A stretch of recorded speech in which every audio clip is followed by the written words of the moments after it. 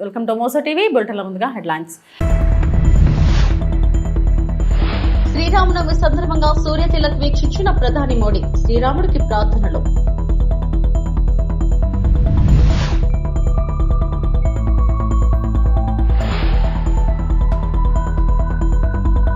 భద్రాచలంలో సీతారాముల కళ్యాణ వైభవం. సీఎం రేవంత్ రెడ్డి పట్టు వస్త్రాల సమర్పణ.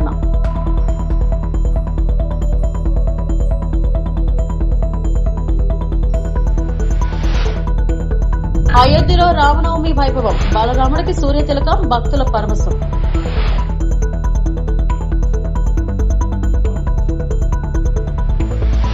శ్రీరామనవమి సందర్భంగా అయోధ్యలోని శ్రీ రామ జన్మభూమి మందిరంలో జరిగిన సూర్య తిలక్ కార్యక్రమాన్ని ప్రధాని నరేంద్ర మోడీ వీక్షించారు.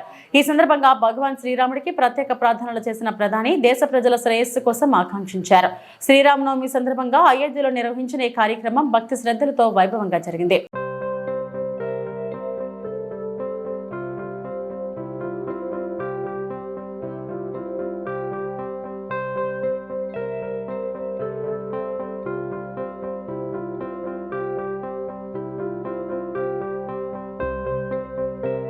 ఉత్తరప్రదేశ్లోని అయోధ్య ఆలయంలో శ్రీరామనవమి వేడుకలు అంబరాన్నంటాయి. శ్రీరాముడి విగ్రహ ప్రాణ ప్రతిష్ఠ జరిగిన తర్వాత వచ్చిన మూడో శ్రీరామనవమి ఇది. ఈ సందర్భంగా ఆలయంలో అద్భుత దృశ్యం ఆవిష్కృతమైంది. బాలరాముడి నుదుటిపై సూర్య తిలకం చూసి భక్తులు పరవశించిపోయారు. పండగ వేళ స్వామి దర్శనం కోసం దేశ విదేశాల నుంచి భక్తులు పోటెత్తారు.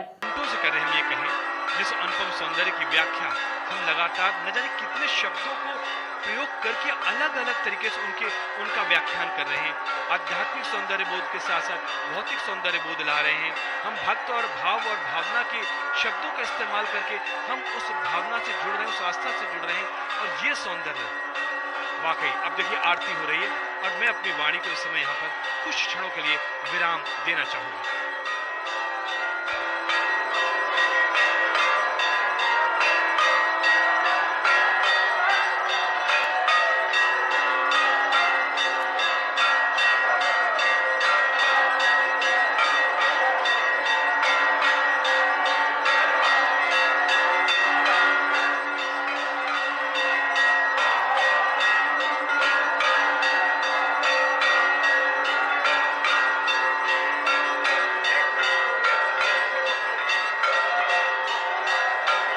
శ్రీరామనవమి సందర్భంగా భద్రాచలంలో శ్రీ సీతారాముల కళ్యాణోత్సవం కన్నుల పండుగగా సాగింది.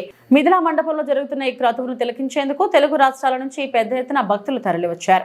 దీంతో భద్రాచలం వీధులు రామనామ స్మరణతో మారుమరుగుతున్నాయి. తెలంగాణ ప్రభుత్వం తరపున స్వామివారికి తెలంగాణ సీఎం రేవంత్ రెడ్డి, గీత దంపతులు పట్టు వస్త్రాలు, ముత్యాల తలంబ్రాలు సమర్పించారు. ఈ కళ్యాణోత్సవంలో తెలంగాణ డిప్యూటీ సీఎం బట్టి విక్రమార్క, మంత్రులు తుమ్మల నాగేశ్వరరావు, పొంగిరెడ్డి శ్రీనివాసరెడ్డి, కొండా సురేఖ, అడ్లూరి లక్ష్మణ్ కుమార్ తదితరులు పాల్గొన్నారు. అంతకుముందు భద్రాచలం ఆలయ అభివృద్ధి పనులకు సీఎం రేవంత్ రెడ్డి భూమి పూజ చేశారు. తొలి విడతలో 350 కోట్లతో చేపట్టే పనులకు ఆయన శంకుస్థాపన చేశారు. రామానుజాదిస్వాచార్యవర్యైః నవబ్రహ్మాదిభిస్తూయమానస్య సనందన సనత్కుమార సనత్సుజాత పరాశర పుండరేక వ్యాసాంబరేష బలిరుక్మాంగదార్జున విభీషణ హనుమద్గరుడ శేష వాల్మీక్యాది పరమ భాగవతే సంస్తూయమానస్య కటాక్షమాత్ర సంజనిత సహస్రాక్షాది విజయ విభవ విలాసాయాః లోకజనన్యాః కమలాలయాయాః కమల సలీల సంవాహిత మృదుచరణ కమలస్య శ్రీమన్నారాయణస్య అవ్యాహత దివ్యాజ్ఞయా ప్రవర్తమానస్య విష్ణు దివ్య నాభే కమల సంభూతస్య సకల జగత్సృష్టుః పరార్థద్వయ జీవినః చతుర్ముఖ బ్రహ్మణః ప్రథమ పరార్థానంతరే ద్వితీయ పరార్థే పంచాశతాధివర్షే ప్రథమ మాసే ప్రథమ పక్షే ప్రథమే హని ద్వితీయ యామే తృతీయ ముహూర్తే త్రయోదశ ఘటికాయాం ప్రథమ ప్రాణాయామ కాలే నామధేయేంద్ర సమయే పార్థివానంత కూర్మ శ్వేతవరాహ సావిత్రీ మను బ్రహ్మ ప్రళయాఖ్య సప్తకల్పానాం మధ్యే వేదవారాహ కల్పే స్వాయంభవ స్వారోజుష ఉత్తమ తామసరీవత చాక్షుష వైవస్వత సూర్యాగ్ని ధర్మ బ్రహ్మ రుద్రకాచ్య భౌచ్య చతుర్దశ మన్వంతరాణామంతరే స్వతీతేషు సప్తమే వైవస్వత सप्तमन्वन्तरे तत्रैकसप्तति महायुगानां सप्तविंशति गते अष्टाविंशतितम महायुगे कृतत्रेतद्वापरयुगेषु गतेषु द्वात्रिंशत्सहस्रान्वितचतुर्लक्षसङ्ख्याब्दे वर्तमाने కలియుగే प्रथमपादे ఎమిగ్నూరు పట్టణంలో దారుణ ఘటన చోటు చేసుకుంది. అక్రమ సంబంధం కారణంగా భార్య తన ప్రియుడితో కలిసి భర్తను కిరాతకంగా హత్య చేసిన ఘటన కలకలం రేపింది. గోనెగండ్ల మండలం పెద్దనెల్లటూరుకు చెందిన నరేంద్రకు పద్మతో వివాహం జరిగింది. వీరికి 3 కుమార్తెలు ఉన్నారు. గత ఏడాది కాలంగా పద్మకు వంశీతో అక్రమ సంబంధం కొనసాగుతున్నట్లు సమాచారం. ఈ విషయంపై దంపతుల మధ్య తరచూ వివాదాలు జరుగుతుంటేవి. ఈ క్రమంలో మార్చి 21వ తేదీ రాత్రి నరేంద్ర మద్యం సేవించి నిద్రలో ఉండగా పద్మ తన ప్రియుడు వంశీని ఇంటికి పిలిపించింది. అనంతరం ఇద్దరు కలిసి నరేంద్రపై దాడి చేసి హత్య చేశారు. ఘటన సమయంలో పిల్లలను వేరే గదిలో పెట్టి తలుపు వేసినట్లు పోలీసులు తెలిపారు. హత్య అనంతరం నిందితులు సాక్ష్యాలను నాశనం చేయడానికి ప్రయత్నించారు. మృతదేహాన్ని చాపలో చుట్టి బైక్పై తరలించి కొల్లట్ల గ్రామ శివారులో పడేసి బైక్కు నిప్పంటించి తగలబెట్టారు. మార్చి 23వ తేదీన మృతదేహాన్ని గుర్తించిన పోలీసులు దర్యాప్తు ప్రారంభించారు. ప్రత్యేక బృందాల విచారణలో మృతుడు నరేంద్రగా గుర్తించారు. అనంతరం నిందితులు పద్మ, వంశీలు వీఆర్ఓ ఎదుట లొంగిపోయారు. పోలీసులు హత్యకు ఉపయోగించిన ఆయుధాలు, మోటార్ సైకిల్, సెల్ ఫోన్లను స్వాధీనం చేసుకుని కేసు నమోదు చేసి దర్యాప్తు కొనసాగిస్తున్నారు. నమస్కారం అండి. మనకి మార్చి నెల 23వ తారీఖు 2026 సంవత్సరంలో కలుగట్ల గ్రామ వీఆర్ఓ గారైన సుబ్బలక్ష్మి గారు ఇచ్చిన కంప్లైంట్ మేరకు కలుగొట్ల గ్రామ పంచాయతీ శివారులో ఉన్న మహాలక్ష్మి జిన్నింగ్ మిల్స్ ఆపోజిట్లో ఉన్న మన అక్కడ పోరంబోకు సర్వే నెంబర్ 279 నాగలాపురం వంక పోరంబోకు సర్వే నెంబర్ 279 పొలంలో బోయి ఈరన్న గారు సాగు చేస్తున్న మొక్కజొన్న పంటకి తూర్పు దిశలో ఒక మగ వ్యక్తిని చంపి కాల్చినట్టు ఉందని ఆవిడ ఇచ్చిన కంప్లైంట్ మేరకు ఎమ్మిగ్నూరు రూరల్ పోలీస్ స్టేషన్లో క్రైమ్ నెంబర్ 35/2026కు ఒక కేసు రిజిస్టర్ అయింది. ఆ కేసు మన గౌరవనీయులైన కర్నూలు జిల్లా ఎస్పీ గారు విక్రాంత్ పాటిల్ గారి ఆదేశాల మేరకు నా ఆధ్వర్యంలో జరిగిన ఇన్వెస్టిగేషన్లో భాగంగా ఆ మగ వ్యక్తి మనకి ఫస్ట్ ఎవరో కూడా గుర్తు తెలియదు. సో ఆ ఫొటోస్ని మనం తీసి అన్ని వాట్సాప్ ఛానల్స్లో, సోషల్ మీడియాలో, ప్రింట్ మీడియాలో, ఎలక్ట్రానిక్ మీడియాలో సర్క్యులేట్ చేయడం వలన కొంతమంది ఆయన్ని గుర్తుపట్టి అతను గోనెగండ్ల మండలంలోని పెద్దనెల్లటూరు గ్రామ నివాసి అయిన పులి నరేంద్ర అలియాస్ ఏసేపుగా గుర్తించి మనకు సమాచారం అందించడం అయినది.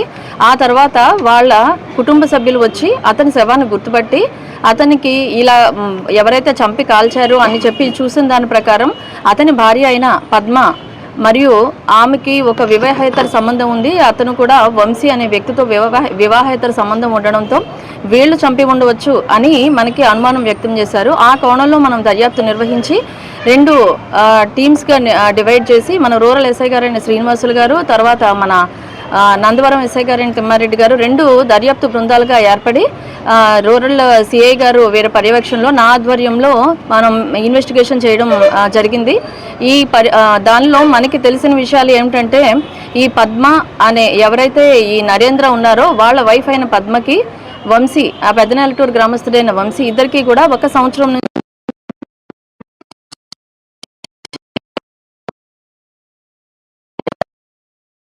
వీళ్ళకి 1 సంవత్సరం నుంచి వివాహేతర సంబంధం ఉండడం వల్ల గ్రామంలో చాలా సార్లు నిర్వహించడం కూడా జరిగింది. అయినప్పటికీ ఈ వంశీ యొక్క సూచనల మేరకు పద్మ పెద్దనెల్లటూరులో వాళ్ళ అత్తగారు అక్కడ ఉన్న బంధువులు భర్తతో గొడవ పెట్టుకుని ఆమెది పుట్టిల్లైన ఎమ్మిగ్నూరు టౌన్లో నివాసం ఉండడం జరిగింది. అదేవిధంగా అతని యొక్క సూచనల మేరకు లాయర్ ద్వారా ఇతనికి నరేంద్రకి నోటీసులు కూడా పంపడం జరిగింది. ఆ నేపథ్యంలో మళ్ళీ పెద్దలు పంచాయతీ చేసి వీళ్ళిద్దరిని కలపడం జరిగింది. తర్వాత వాళ్ళిద్దరూ కూడా 1 నెల క్రితం నుంచి ఎమ్మిగ్నూరు టౌన్లో పద్మ యొక్క పుట్టిల్లైన ఎమ్మిగ్నూరు టౌన్లో వాళ్ళ ఇంటి దగ్గరలో వీళ్ళు కూడా నివాసం ఉండడం జరుగుతుంది.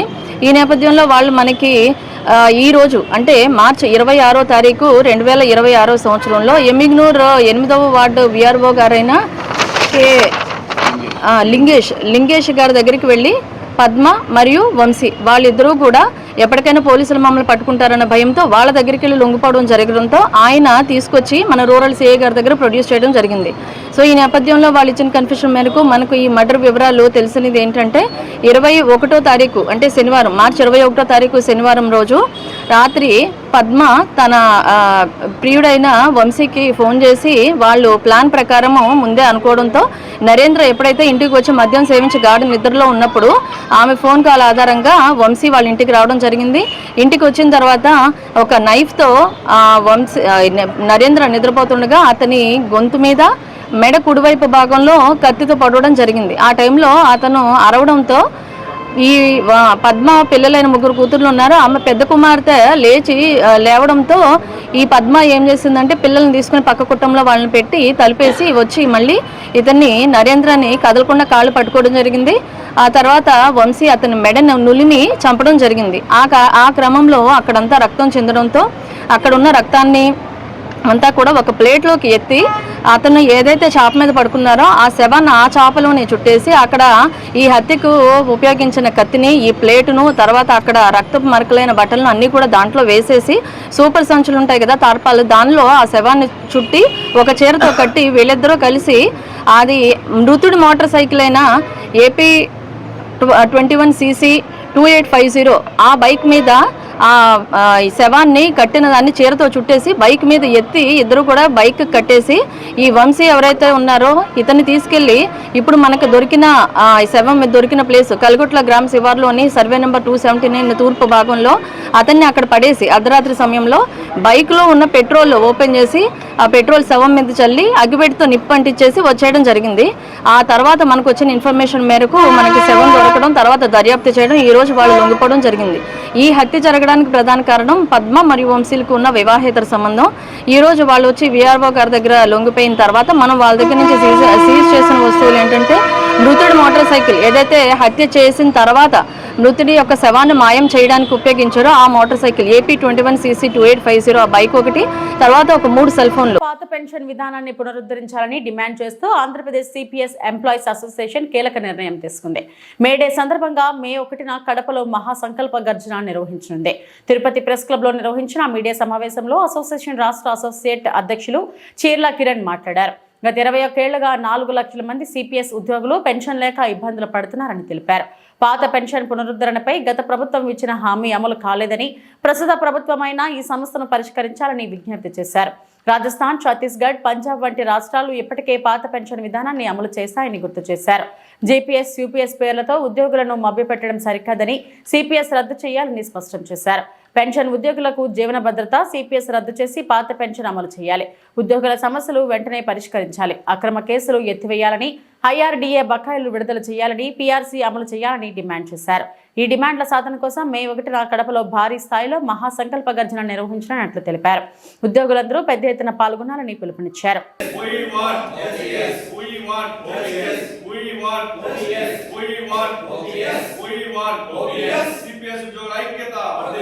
మీడియా మిత్రులందరికీ నమస్కారం. ఈరోజు మీడియా సమావేశాన్ని నిర్వహించగల కారణము కడపలో మేడేని పురస్కరించుకొని మే 1వ తారీఖున మహాసంకల్ప గర్జన ఈ CPS రద్దు పైన ఒక కార్యక్రమాన్ని నిర్వహిస్తున్నాము. అందులో భాగంగా ఈరోజు ఈ మీడియా సమావేశం ద్వారా ఉద్యోగస్తులందరినీ కూడా ఈ యొక్క సంకల్ప గర్జనకి పిలుపునివ్వడానికి ఈరోజు మీడియా సమావేశం నిర్వహిస్తున్నాం. గత 21 సంవత్సరాలుగా రాష్ట్ర ప్రభుత్వ ఉద్యోగస్తులు ఎవరైతే 2004 తర్వాత రాష్ట్ర ప్రభుత్వంలో చేరినటువంటి ఉద్యోగులు ఉన్నారో వాళ్ళందరూ కూడా CPS పద్ధతిలోకి వస్తారన్న విషయము మీ అందరికీ తెలిసిందే.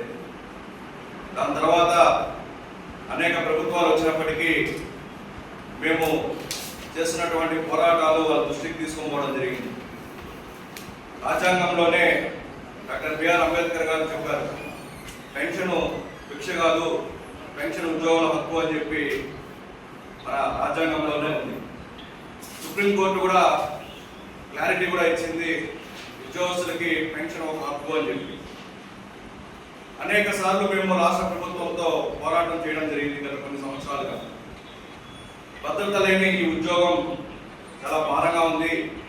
ఏదైతే పాత పెన్షన్ ఉందో ఆ విధానాన్ని పునఃప్రవేశపెట్టండి, ఈ CPS మహమ్మారిని రద్దు చేయండి అని చెప్పి మేము రోడ్లు కూడా ఎక్కడం జరిగింది. అందులో భాగంగా ఎన్నో నిరసన కార్యక్రమాలు చేశాం, ధర్నాలు చేశాం, రాస్తారోకలు చేశాం. తద్వారా మా పైన అనేకమైన కేసులు బనాయించడం జరిగింది, గృహ నిర్బంధన జరిగింది. Service pension, retirement card.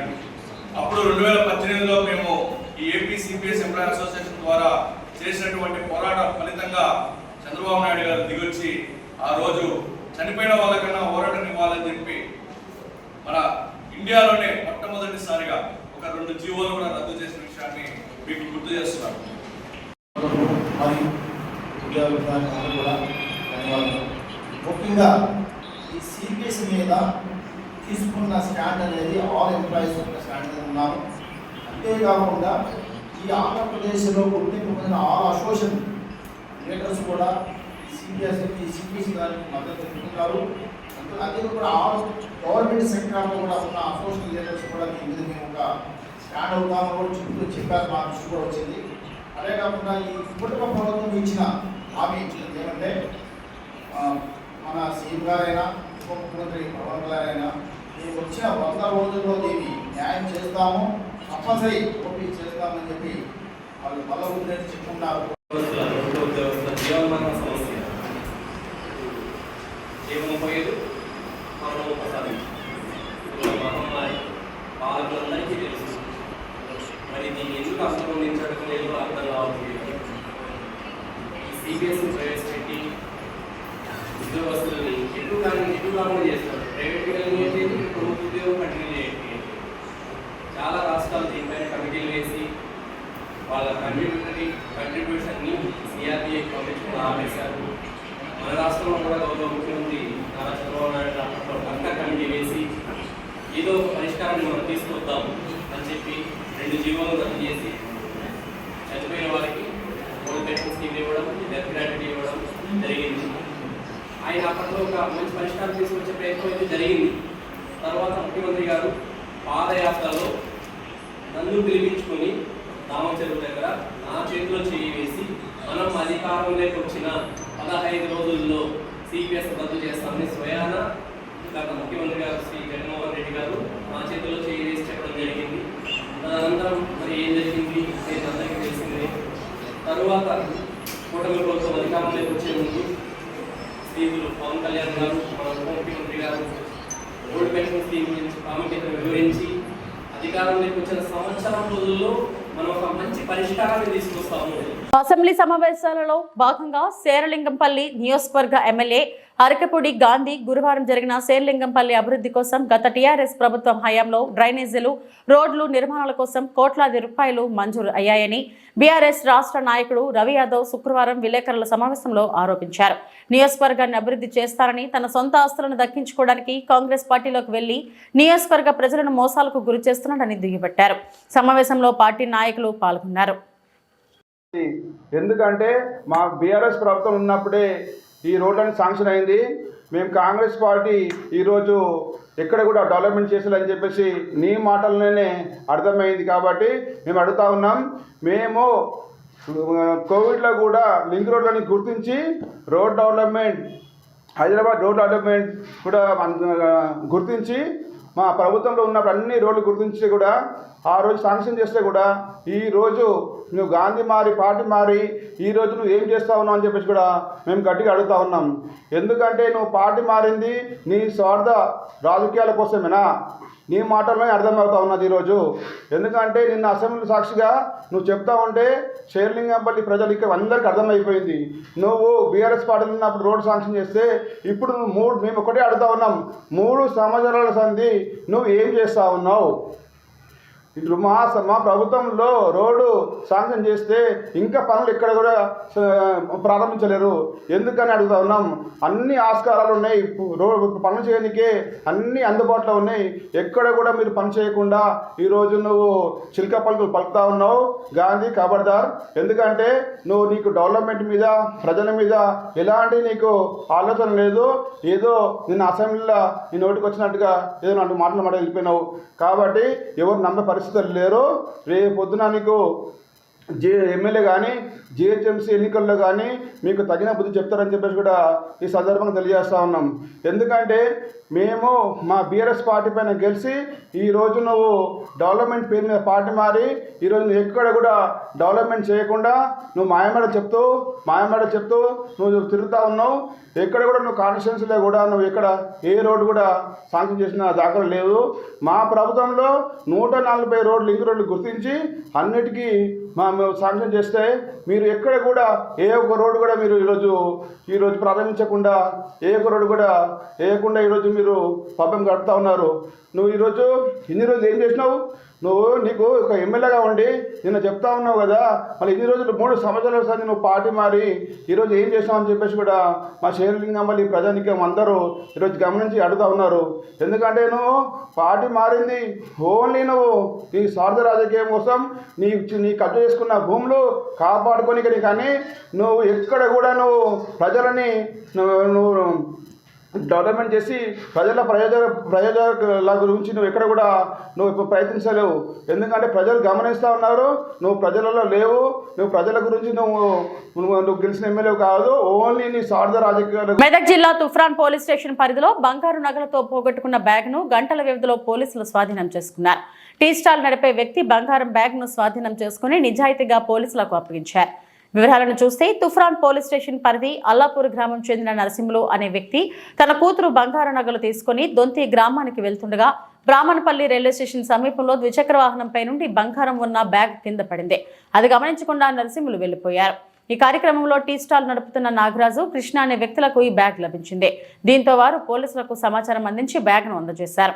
నిజాయితీగా 9 తులాల బంగారం అందించిన నాగరాజు ప్రశ్నలను తుఫ్రాన్ డీఎస్పీ నరేంద్ర గౌడ్, రంగా కృష్ణ, ఎస్ఐ గంగరాజు ఘనంగా సన్మానించి అభినందించారు.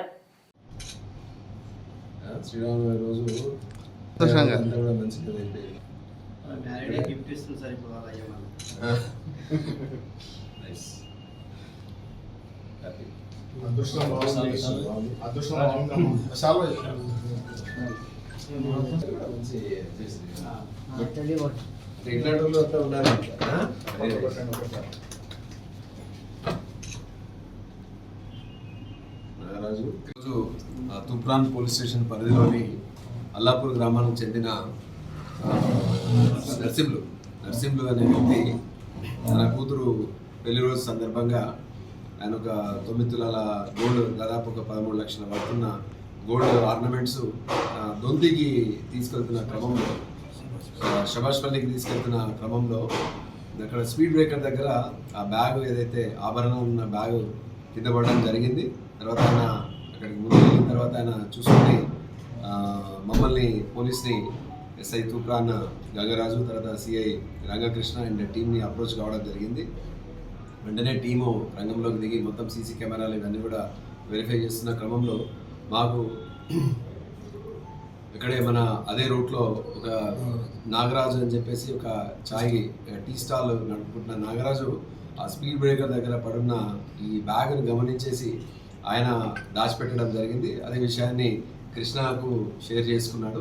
చేసి దేవర్ వెయిటింగ్, ఎవరు నష్టపోయినారో, తర్వాత ఎవరికైతే మర్చిపోయినారో లేకపోతే కింద పడిపోయిందో వాళ్ళు ఎవరైతే బాధితుల కోసం వెయిట్ చేస్తున్న క్రమంలో పోలీసులు అప్రోచ్ కావడంతో నిజాయితీతోటి ఆయన ముందుకు వచ్చేసి ఆ బ్యాగ్ని పోలీస్కి హ్యాండ్ ఓవర్ చేయడం జరిగింది. ఇప్పటిదాకా మీరు చూసినారు, ఆ బ్యాగ్లో మొత్తం ఆర్నమెంట్స్ ఏవైతే 2 నగలు ఏవైతే ఉన్నాయో అవి మొత్తము 9 తులాల వర్త్ వచ్చేసి 13 లక్షలు దాకా వర్తుంది. సో ఇది నేను వీళ్ళని మనస్ఫూర్తిగా ఇద్దరిని కూడా నాగరాజు, కృష్ణల్ని అప్రిషియేట్ చేస్తున్నాను. సమాజంలో ఇలాంటి మంచి వ్యక్తులు, ఒక సమాజంలో ఒక బాధ్యత కలిగిన పౌరులు, ఆ బాధ్యతను వీళ్ళు నిరూపించుకున్నారు. ఇవాళ ఏంటంటే బంగారం రేట్లు పెరిగిపోయిన ఈ క్రమంలో ప్రతి తులం అనేది ఎంత విలువ కలిగింది. సరే, ఇవాళ వాళ్ళ పెళ్లి రోజు శ్రీరామనవమి, ఈ 2 సందర్భంగా ఏంటంటే వాళ్ళని అభినందిస్తూ వాళ్ళకి శుభాకాంక్షలు చెప్తూ మిగతా వాళ్ళందరూ కూడా వీళ్ళిద్దరిని కూడా ఆదర్శంగా తీసుకోవాలి, మంచి పనులు చేయడంలో, పోలీస్కి సహకారం చేయడంలో ముందుకు అందరూ కూడా రావాలని చెప్పేసి అందరినీ కూడా మనస్ఫూర్తిగా అందరినీ అభినందిస్తూ కోరుకుంటున్నాను. అదేవిధంగా ఎవరైనా కూడా ఈ బంగారు నగలు ఎప్పుడైతే విలువైనవి ఉన్నాయి, సో ఇలాంటివన్నీ క్యారీ చేసేటప్పుడు తగు జాగ్రత్తలు తీసుకోవాలి. హేస్టీగా ఏంటంటే మామూలుగా కూడా మీరు ఇష్టమైనట్లు మీరు తీసుకొని పోదు. అదేవిధంగా మీ ఇంట్లో ఉన్న బంగారాన్ని కూడా మీరు జనరల్గా దాన్ని ఆభరణాలు వేసి టీ పాయింట్ ఉంది, కేఎన్ఆర్ టీ పాయింట్ చిన్నగా చాయ్ బండి పెట్టుకుని అక్కడ అన్న టీ దానికి ఇస్తున్నాడు. రాగానే అక్కడ చూసామంటారు బ్యాగ్ పడి ఉన్నది. అంటే ఇక్కడ బ్యాగ్ పడ్డది నాగరాదు అంటే అది తీసుకురా అన్న ఏందో చూద్దాం, మరి అది ఎవరు ఏందో ఎవరైనా వస్తే ఇద్దామని అంటారు. తెచ్చేసరికి ఓపెన్ చేసే వరకు గోల్డ్ ఉంది సార్ అక్కడ. అరే ఈ గోల్డ్ ఉన్నది కదా, ఈరోజు శ్రీరామనవమి కదా, ఎవరన్నా రిటర్న్ తీసుకోతురేమో అని చెప్పి అక్కడనే పెట్టుకున్నాం. ఇక్కడ పెడితే ఆలీలు వస్తారని చెప్పి ఇక పక్క కార్లో పెట్టుకున్నాం. అన్న అక్కడ ఇక్కడ వచ్చేసరికి మళ్ళీ రాగానే ఏం చేద్దామని ఎవరన్నా వస్తుండొచ్చు అన్న అన్నట్లు ఆయనతో అప్పుడే పోలీసులు సంప్రదిస్తారు. అక్కడ చూసేవారు సార్ ఎస్ఐ వచ్చిండు. సార్ అంటే ఇక్కడ ఏమైనా దొరికిందారా బాబు అంటే లేదు సార్ మన దగ్గర ఉందని ఏ బాబు అని తీసుకొచ్చి సార్ హ్యాండ్ ఓవర్ చేసాం సార్. ఇవి ఇప్పటివరకు నా బుల్టన్ అప్డేట్స్. నమస్తే.